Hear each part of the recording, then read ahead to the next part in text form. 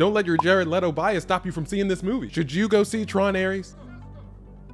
Yeah. It's not bad at all. Welcome. My name's Zach. Come on in, take a seat, relax. If this is your first time to the Super Reel, we're glad to have you. There will be spoilers, so you have been warned. Tron Ares stars Jared Leto on his quest to become a real boy by obtaining something called the Permanence Code. In this movie, we have two companies at play, Dillinger Systems and Incom. The Permanence Code is the key to the future. It allows anything transmitted from the digital world to our world to last forever instead of 29 minutes. At which point, whatever came out of the digital world will de-res. Ares is the master control program for Dillinger Systems. He's tasked by his creator to find the Permanence Code so that Dillinger Systems can mass produce weapons of war and become a $1 trillion company. While Incom wants to find the Permanence Code and use his tech to help the world, naturally. Ares is a defective program developing feelings and a moral compass. He decides to turn on Dillinger Systems and assist Incom. And that's really the long and short of it. If you're a die-hard Tron fan, you may not like this movie. If you're a casual Tron fan like myself, I feel like you're gonna like this movie. And if you've never seen Tron before, I think you really are gonna like this movie. So let's talk about the bad. For some people, these will be the nails in the coffin, but for others, it won't even matter. This movie barely acknowledges Tron legacy outside the very beginning and the very end. In the beginning, there's a blink and you can miss it explanation for why Sam Flynn isn't the current CEO of Incom. And at the very end, we see a photo of Cora, or 13 from House. But that's really it. They allude to the fact that they could show up in a sequel if it's ever made, but yeah, that's really it. Also, Cillian Murphy isn't in this movie at all, and he isn't even referenced. He played Edward Dillinger Jr. in Legacy, son of Edward Dillinger Sr., but in this movie, we only get his sister, who is a new character, and her son, Julian Dillinger, who is naturally also a new character. I can't help but think that this movie would have gained 10% extra on Rotten Tomatoes just by having Cillian Murphy replace the mother and son role. Evan Peters definitely comes off as a brat, and he's flying by the seat of his pants this entire movie. Cillian would have added an extra layer of serious to the movie that would have been welcome. Also, there is no Tron for the first time in a Tron movie. I wasn't disappointed, but in a movie like this with so many callbacks and references, I really did think we were going to see Tron at the end of the movie. And I would have been pretty hype about it, but I know some people think having no Tron in a Tron movie is blasphemy, and I do hear that argument. So what about the good things? I think it's a universal consensus that the music in this movie is amazing. I saw it in the immersive sound, so my seat was shaking and everything. It was amazing. It was a great time at the movie theater. See it with the best possible audio if you can. I was jamming out the whole time, bobbing my head. It was really amazing. 9 Inch Nails did a bang up job. Also, the visuals were amazing, and that's what Tron is known for. And this movie didn't disappoint. The light bikes in real life and the giant recognizer were epic. The visuals and the action were just top notch. I wish I saw it in 3D. I hear amazing things about the 3D. Also, Jared Leto was good in this role. This is the most I've enjoyed watching him on screen in a long time. In years, in fact. You feel for his character early on because Julian Dillinger's a dick, and getting de-res looks like it hurts. Nothing like the original.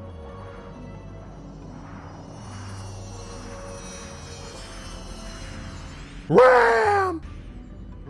Remember that scene when Ares was like, are you sure you want to delete Eve Kim? You can't undo this process. She's gonna be gone forever. And then Julian Dillinger's like, once upon a time, there was a program named Ares, and the program did everything the creator asked, and the creator made $1 trillion. I was like, yeah, now Disney's getting a little whacked. Disney's getting a little corny per usual. And I was like, if Cillian Murphy was in here, this whole scene wouldn't be in here. It would be a little bit more serious. So, and really from that point out, you're on Ares' side all the way. This honestly felt like a role Jared Leto could call his own, and I want to see him as Ares again. Hey, if you're enjoying the video so far, smash that subscribe button. This is the best account under 1,000 subs. The reason I feel like die-hard Tron fans won't really like this movie is because when it comes to Tron Legacy, it was bashed by the critics, more so than Tron Ares. And I feel like that made a certain portion of fans very defensive and protective over the Tron Legacy movie, basically trying to make it into a cult classic. And when Tron Ares didn't reference Tron Legacy at all, some people were just very upset about that. Tron Ares referenced the original Tron way more than Tron Legacy, to be honest. There is no biodigital jazz, man. None of that in this movie. Maybe in the next movie if Disney decides to make another one. But if you're like me, a casual Tron fan who only goes to a Tron movie for the visuals and sounds, then you won't be disappointed. I mean, the original was popular because it was revolutionary at its time in regards to special effects. And the story was simple enough. Truth be told, Disney probably should have made like 4 or 5 Trons in the 80s and 90s. I know Trons 3 through 5 probably would have sucked, but then if you reboot, like do a hard reboot in the 2010s or the 2020s, people would go crazy. That's just a missed opportunity by Disney. I also could care less about the side characters, but I do want to see a sequel to this movie. Tron themes like the identity disc and the light bikes are just too iconic to sit on a shelf somewhere. Not to mention Disney recently opened their Tron light bike roller coaster. It doesn't seem right to just give up on the Tron brand right now. The audience score is very high. I think you should really go see this movie. And the Sly Cooper grin of approval goes to Jared Leto for giving it the old college try and giving us a good performance. I'm here for AI Leto. So what do you guys think about Tron Ares? Would you watch a sequel? I know I would watch a sequel. What would you guys want to see in a sequel if you want to see a sequel? Let me know know in the comments below. And if you stayed this far, smash that subscribe button. I gotta be better than the last bloke you just watched. This is the best account under 1,000 subs. Click here to spam more of my content. And as always, thank you for inviting me into your home, and thank you for joining me in mine. I'll see you guys in the next video.